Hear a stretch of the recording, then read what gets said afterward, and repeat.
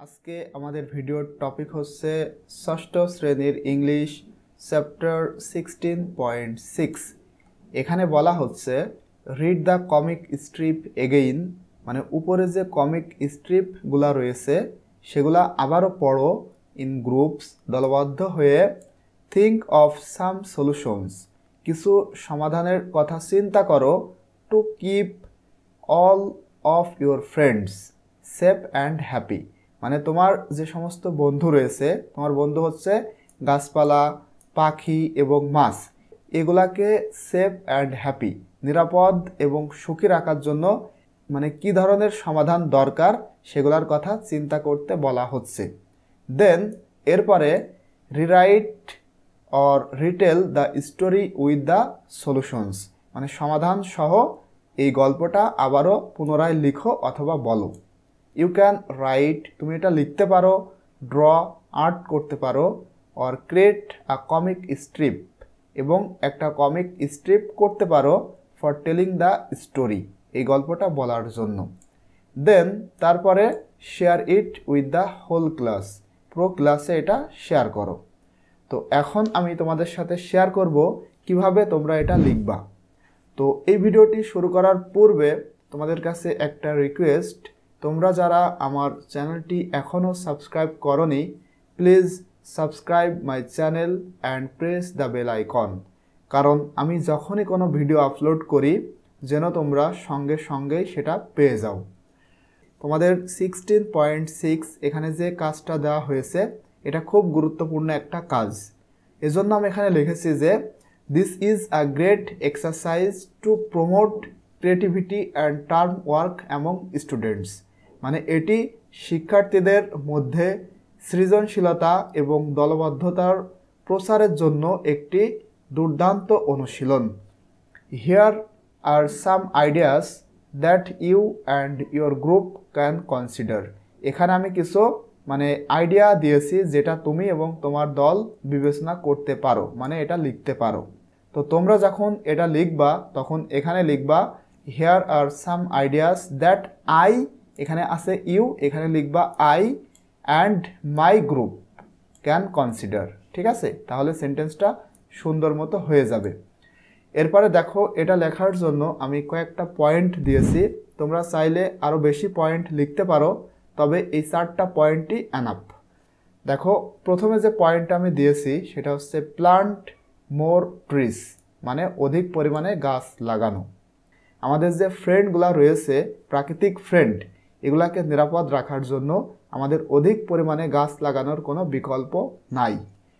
এখানে বলা হচ্ছে you can plant more trees around the existing tree to provide more shade and shelter for birds and fish, মানে পাখি এবং মাছের জন্য আরও ছায়া এবং আশ্রয় দেওয়ার জন্য তুমি বিদ্যমান গাছের চারপাশে আরও গাছ লাগাতে পারো।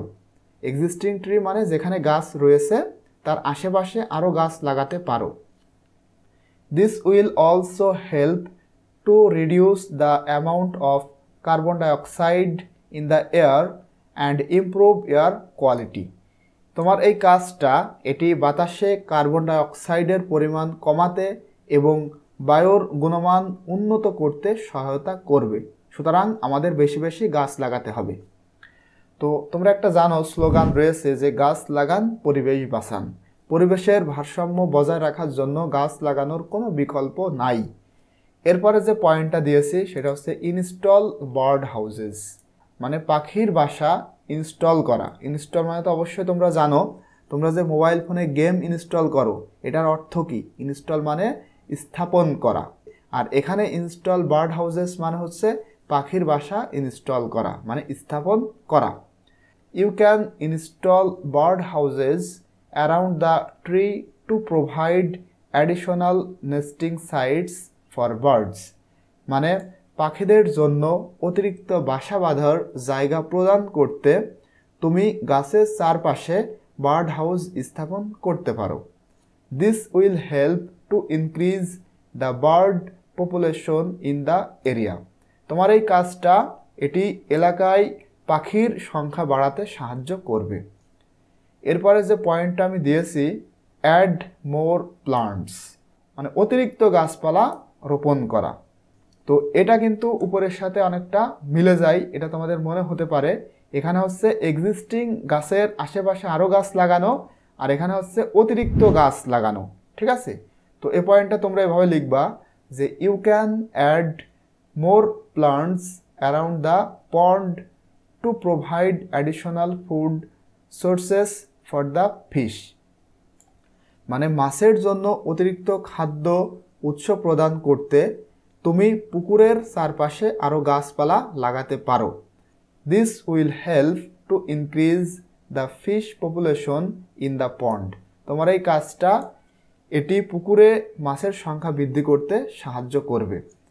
এরপরে যে পয়েন্টটা আমি দিয়েছি সর্বশেষ, সেটা হচ্ছে রিডিউস পলিউশন, মানে দূষণ কমাও। বলা হচ্ছে you can reduce pollution in the area by picking up litter and properly disposing of it. মানে তুমি এই যে পলিউশন, দূষণটা কমাতে পারো তোমার এরিয়াতে কি করে? বাই পিকিং আপ লিটার, মানে পিকিং আপ লিটার মানে আবর্জনা তুলে, অ্যান্ড প্রপারলি ডিসপোজিং অফ ইট, এবং আবর্জনা সঠিক জায়গায় রেখে তুমি এই দূষণটা কমাতে পারো। This will help to keep the environment clean and healthy for all living things.